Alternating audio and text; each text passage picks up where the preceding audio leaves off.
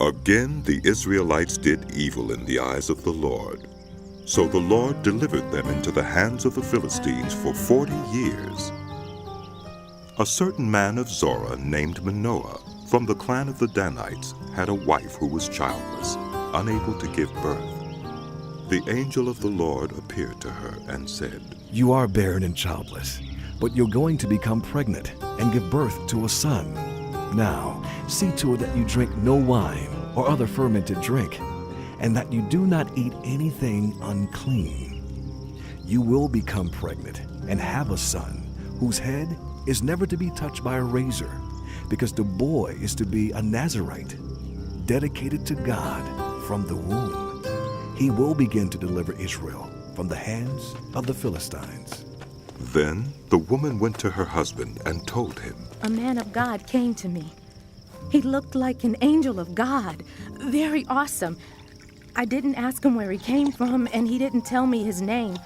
But he said to me, "You will become pregnant and have a son. Now then, drink no wine or other fermented drink, and do not eat anything unclean, because the boy will be a Nazirite of God from the womb until the day of his death." Then Manoah prayed to the Lord. "Pardon your servant, Lord. I beg you to let the man of God you sent to us come again to teach us how to bring up the boy who is to be born." God heard Manoah, and the angel of God came again to the woman while she was out in the field. But her husband Manoah was not with her. The woman hurried to tell her husband. "He's here, the man who appeared to me the other day." Manoah got up and followed his wife. When he came to the man, he said, "Are you the man who talked to my wife?" "I am." he said. So Manoah asked him, "When your words are fulfilled, what is to be the rule that governs the boy's life and work?" The angel of the Lord answered, "Your wife must do all that I've told her. She must not eat anything that comes from the grapevine, nor drink any wine or other fermented drink, nor eat anything unclean. She must do everything I have commanded her." Manoah said to the angel of the Lord, "We would like you to stay until we prepare a young goat for you." The angel of the Lord replied, "Even though you detain me, I will not eat any of your food. But if you prepare a burnt offering, offer it to the Lord." Manoah did not realize that it was the angel of the Lord. Then Manoah inquired of the angel of the Lord, What is your name, so that we may honor you when your word comes true?" He replied, "Why do you ask my name? It is beyond understanding."